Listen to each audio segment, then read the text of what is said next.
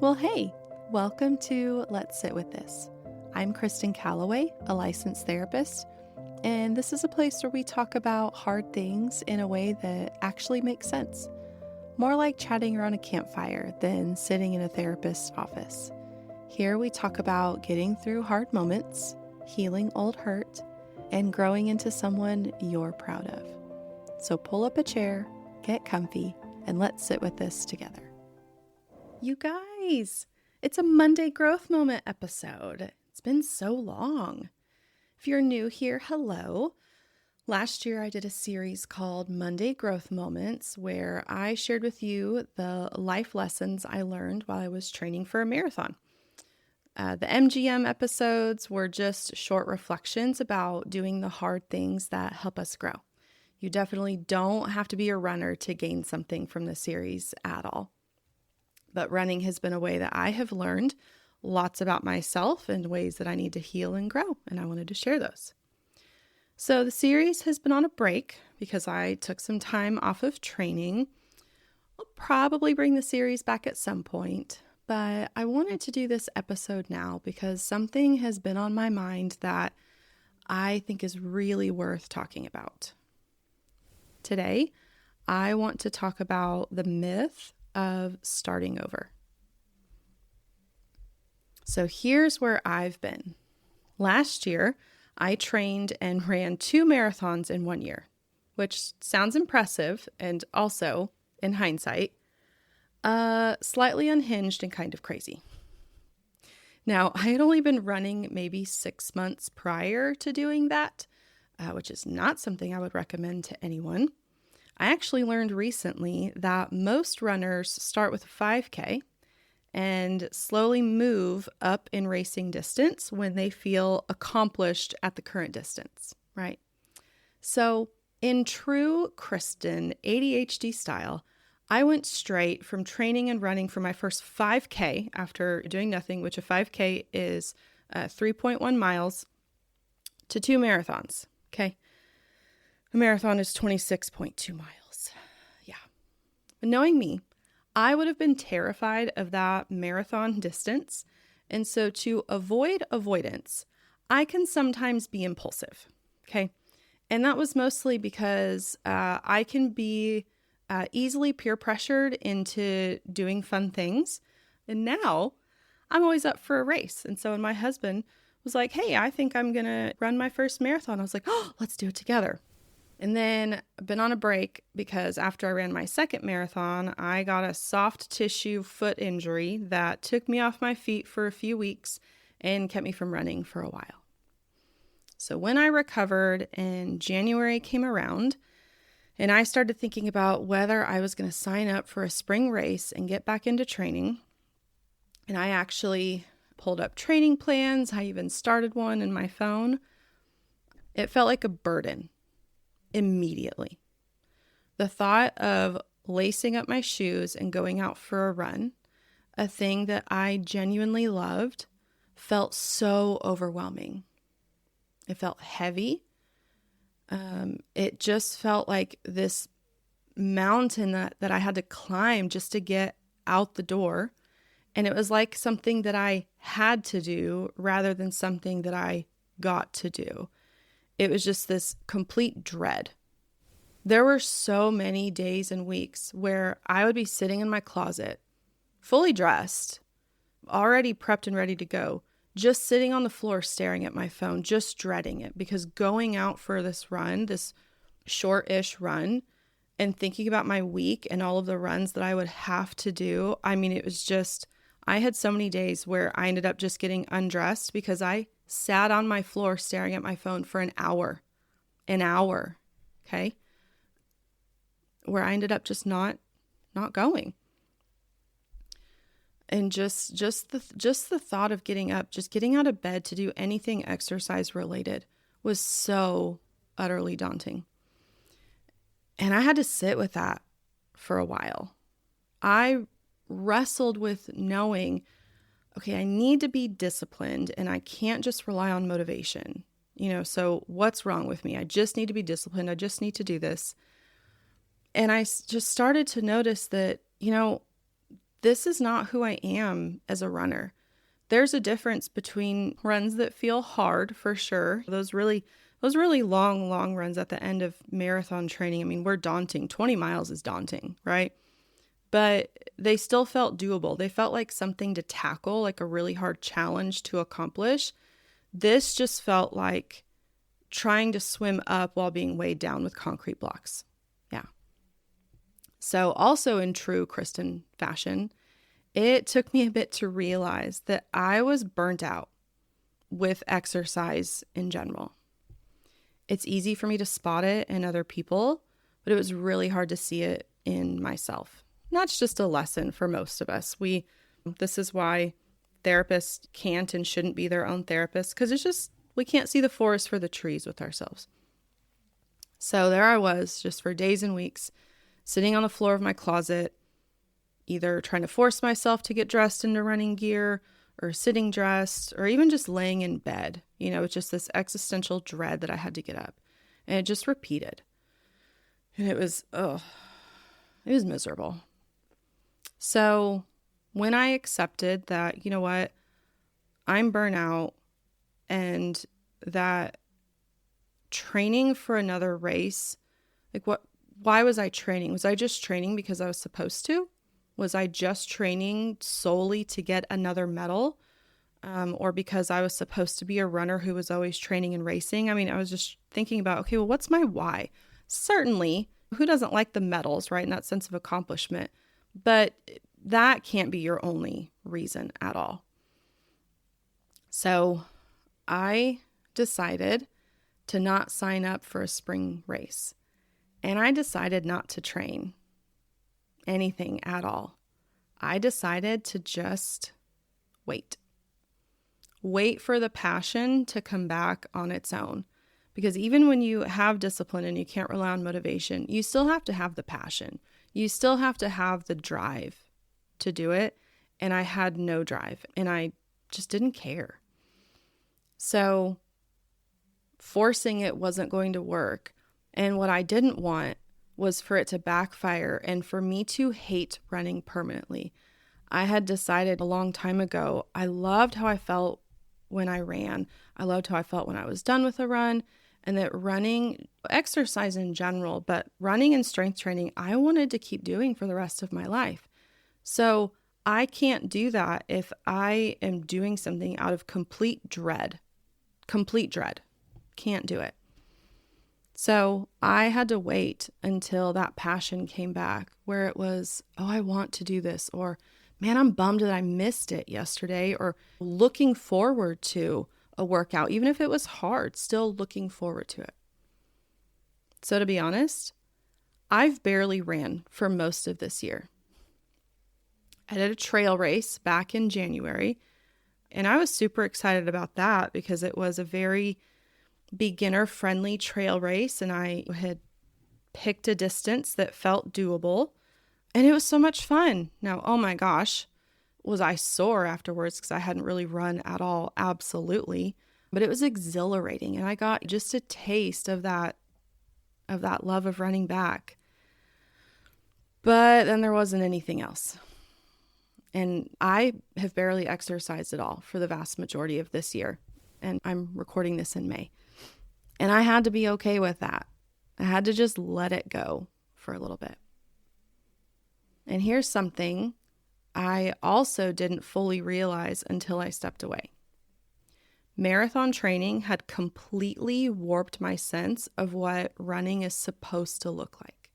Now, if you remember, I had only started running at all 6 months prior when I decided to train and run a 5K, 3.1 miles. And I enjoyed running and I was having fun. And then that decision was made I was going to do a half marathon. And then knowing that my husband was probably going to only run one marathon, I was like, well, I want to run it with you. Let's do this together. I went straight into marathon training. So when you're deep in marathon training, your long runs are 10, 12, 14, 18 miles. My training plan, you peak at 20. Right? But for well over half of the training block, which mine were 18 weeks, Like, I'm running at least a half a marathon. I'm running at least 13.1 miles every weekend, along with 2 runs during the weekdays that are close to an hour long, right? And then a little run. So I was used to coming back home completely exhausted. Long runs meant being ready to just grit my teeth and push through the mileage. And certainly for the second marathon, I had a lot more just kind of dread. And I've talked about it before. I probably signed up for that marathon for the wrong reasons. I don't regret doing it. I learned quite a bit, but I was chasing an extra medal. That's it. That's it. And I thought that's just kind of what I was supposed to do. I didn't really sign up for it because I truly, truly wanted to. It was, I'm going to get something extra shiny. And there's just lots about it. But that just becomes your normal of these long runs. And like, it's a part-time job just focusing on like the nutrition and recovery aspect, right? I mean, having to plan your carb loading meal the night before, and oh my gosh, the week of your marathon, the carb loading and just being prepared for all of it. It's like a part-time job. And so that just becomes your normal. 18 weeks is what, 4.5 months? And I did 2 of them. 9 months, I was training for a marathon. That was my normal.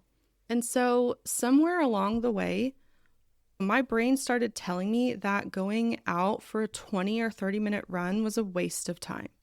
That the only reason it was going to be worth it was because it was going to be a short recovery run in preparation for a crazy long run.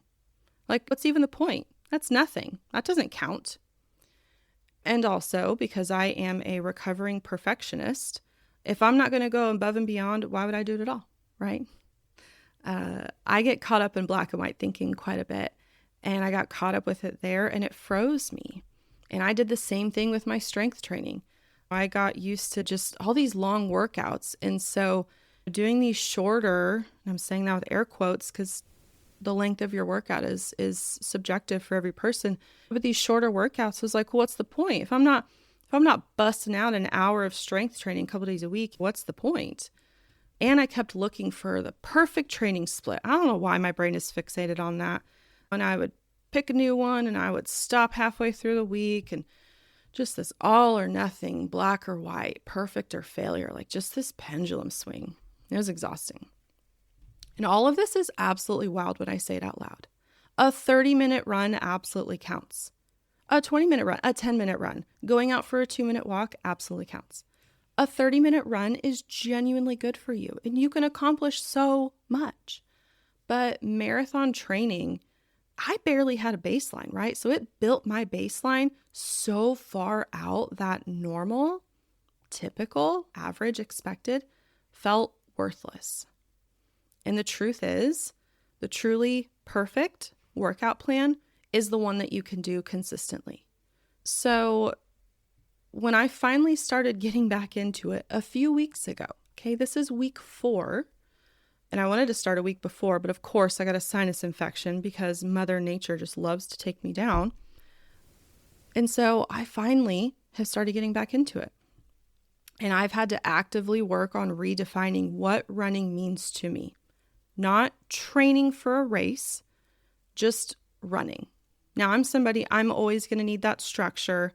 Unless I'm just going to go out for just like an endurance run, an easy run, a recovery run where you're just going to keep one pace. But I need the structure. I like speed. I like to go fast and all of that. I just need that structure. So I've accepted that. But just simply going outside and moving my body because I like how it feels. And running those first few 20 to 30 minute runs with really no agenda, and honestly giving myself permission of, hey, I got started a little too late for the time I need to be back. So instead of 30 minutes, I'm going to do it in 20, right? Giving myself that permission. Oh, that felt so good. Now, let me tell you, the Oklahoma weather cooperated a little. I've had a few runs where I've been cold. Okay. There was one run. I put on pants and a long sleeve shirt. Okay. And your girl gets hot and sweats for everything. So for me to be cold, it's just so lovely. And I was so grateful because the weather in Oklahoma listen, it's good training weather, but it just sucks because it's humid, right? We're getting into the point of it's either ice cold or it's just humid. And it's like, I may as well just go run on the treadmill in a shower, right? But, oh, those first few runs where I just had that free feeling, just listen, unless you have run, it is hard to explain, but it just feels free. It just feels so good. It's what made me fall in love with running in the first place, and just realizing like, oh, this is what I've been missing. Like, this is it. This is what I need. Just that enjoyment. Just zoning out, listening to my music, cruising through my neighborhood, just letting my brain check out.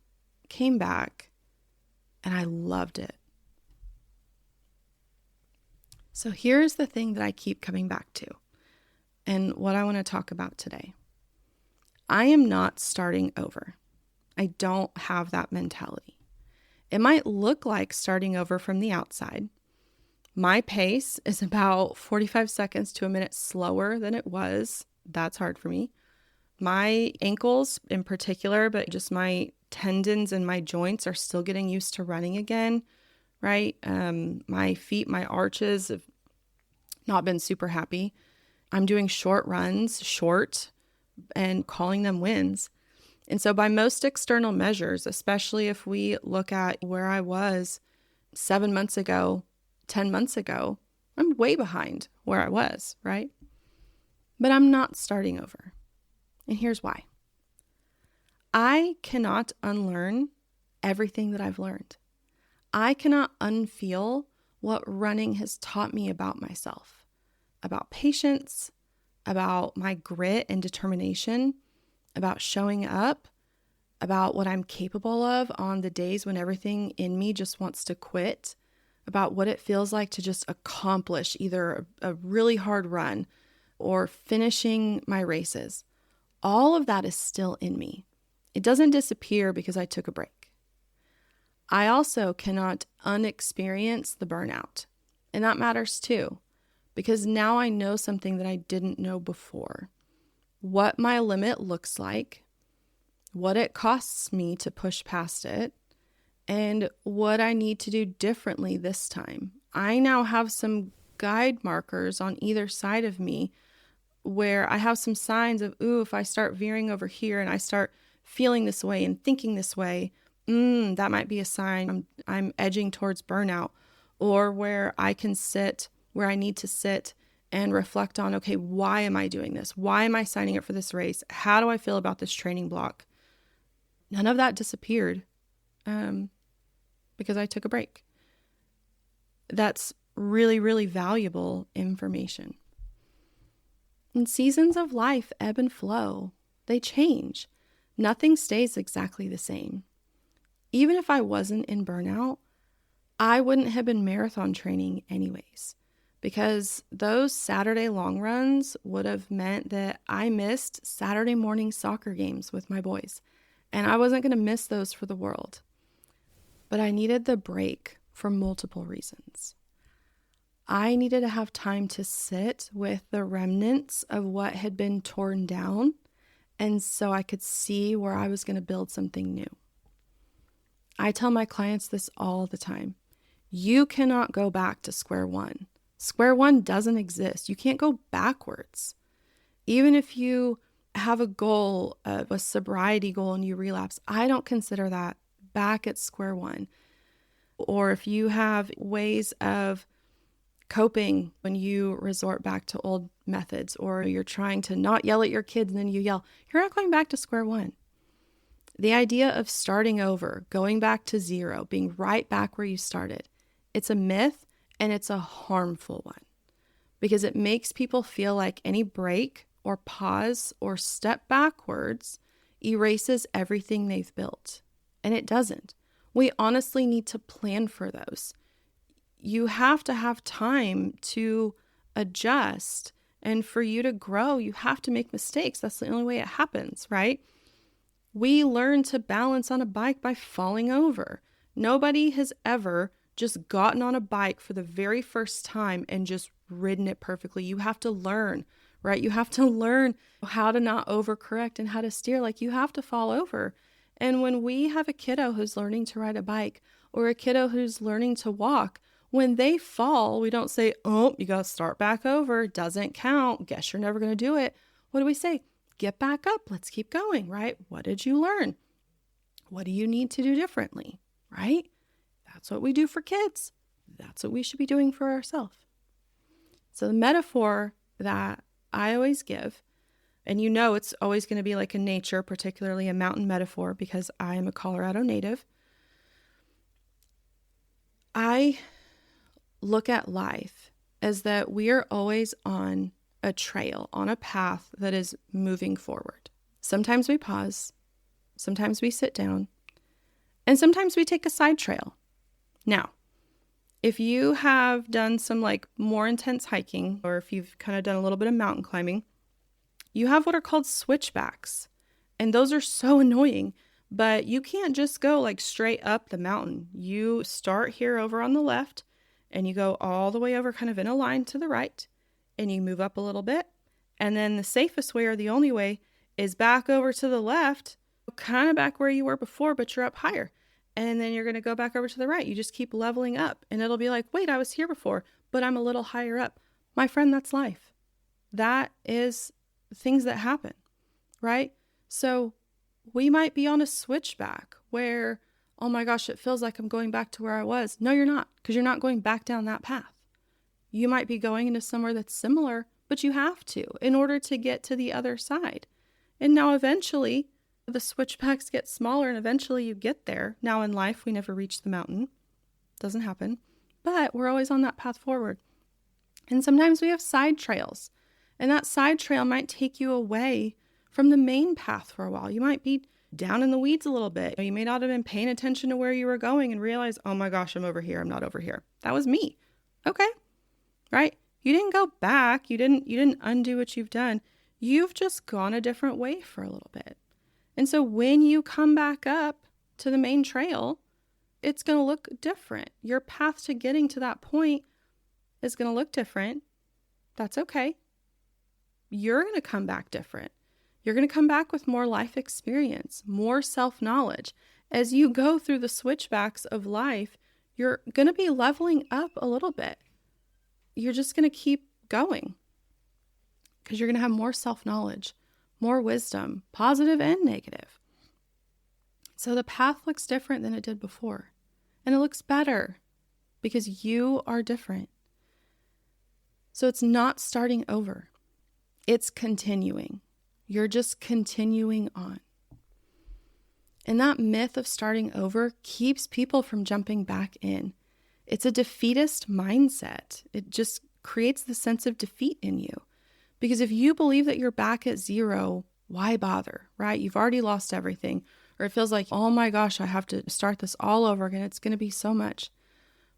But if you just understand that you're returning to the main trail with more in your pack than you've had before, or that you're having to do some switchbacks on this part of the mountain, right? And it's going to feel like you're going back and forth, but you're still gaining over time.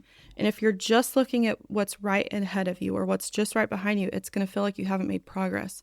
But what if you pause and you keep your balance, but you slowly turn around and you look at how far you've come? I do this with clients all the time. Kristen, I'm not changing. This is all the same. Really? Really? Okay, let's go back. Let's look at your paperwork when you first came in. Let's look at my notes from 2 years ago. Let's look at things from a year ago. Let's look at things from 6 months ago. Look at where you were. How do you think past you would have responded to this? And they're like, oh my gosh. Sometimes we are so fixated on where we're at and where we're trying to go. We don't take the time to look back and say, how far have I come? Now, knowing this and living it are two very different things. I have said these words to clients hundreds of times, and I believe them deeply. And I still have had the moments over the last few weeks where I catch myself getting frustrated that I'm not where I was. Okay, and we are allowed, I'm going to trigger all of my current clients. Sorry. 2 things can exist at the same time. You can have compassion and understanding that you took a break, you took a side trail, you're on a switchback, right? And you're here. And you can still be frustrated with where you're at, right? You can have compassion for where things are, but also be like, oh, man, because some of these things are tangible and objective. My pace is not where I was before. And my rate of exertion when I go to my old pace is a lot higher. It literally is different. That's okay. And so I've still had moments over the last few weeks where I catch myself getting frustrated and where I want to push my pace back to where it used to be. My body's just not there yet. My fitness isn't there yet. That's okay. So when I look at my watch, I feel a little sting at that number. Or when I get comparing to the runs and things that people will post, I'll see their paces and be like, oh, I'm so far behind. I still do this too. When everyone kept asking me, and this is no shame to anybody, they kept asking me if I was going to run in the Oklahoma City Memorial Race, which is our local major spring race. Man, for a long time, my heart just stung a little bit to say no. No one was judging me, but I was judging me. I was disappointed in myself. I felt like, oh, I'm just giving up.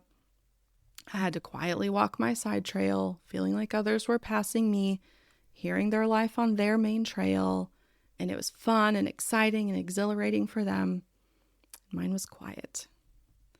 And so I have had to actively, intentionally, more than once, remind myself, you're coming back from a side trail. You're on a switchback. This is not square one. The fitness will come back. The pace will come back. And my job right now is to build the base, stay consistent, and not blow up my ankles trying to be who I was 7 months ago on week 4 of coming back. And so what's different about me now going through this versus where I was before, I have more knowledge to coach myself through this. I have a better understanding of what my rate of perceived exertion, my RPE, needs to feel like, and I can pay a little less attention to my pace and just do it based on how it feels. I'm able to kind of know what my body needs. I know now I need to do way more stretching than I did before, right? So I don't need to be super sore. And I also know where to look for more outside coaching in the areas that I need it. Like my ego has really been humbled from where I was a year ago. And that's much different than where I started. That I'm not a beginner. I haven't gone back to the beginning, but I'm just returning, right? I'm just returning back to this at a different place with a lot more life experience and wisdom. You also can't rush your way back, okay? I've done this plenty of times trying to go back to right where I was, and man, it bites me in the butt every single time. And it's true that slow and steady wins the race. Patience is learned through trial and error. Nobody is born with patience. Patience is learned, okay? It's not given. And that trusting the process requires faith in something you can't see yet. Nearly all of my runs are guided runs. And I'm so grateful, a lot of the coaching that has come through those, where it has been these elite runners who are the coaches on my exercise platform, just talking about, hey, if you're getting back into it, just build the base. Don't try to go back. I mean, it's just been exactly what I've needed to hear. But I wouldn't have heard that if my ego was too big. Now, I do have a fall half marathon on the horizon because honestly, I will probably always need something on the horizon. That's just how I'm wired. A race gives me something to point towards. And this one will be so much fun. I get to run in Colorado with one of my best friends that I lovingly peer pressured into running with me.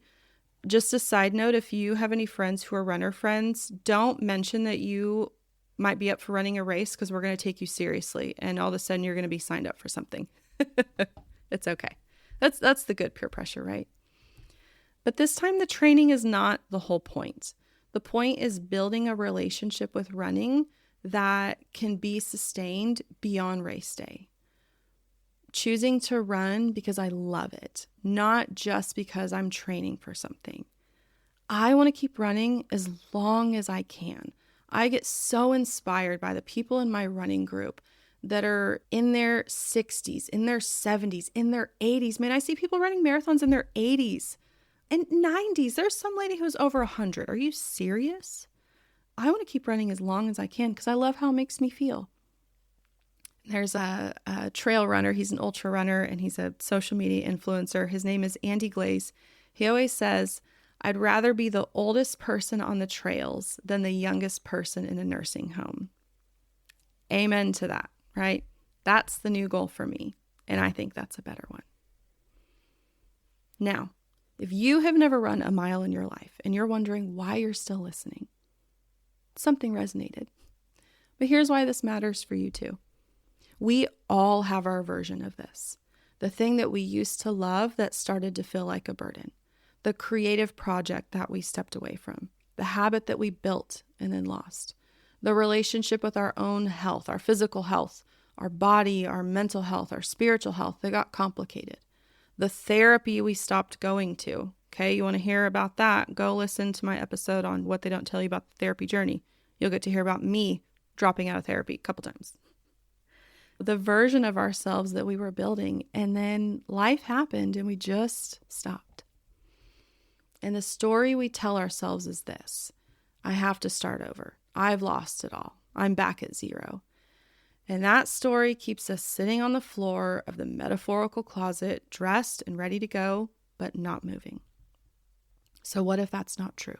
What if the break, the injury, the burnout, the hard season, the pause, the depression, the grief, the life change, whatever it is, what if that was a side trail, right?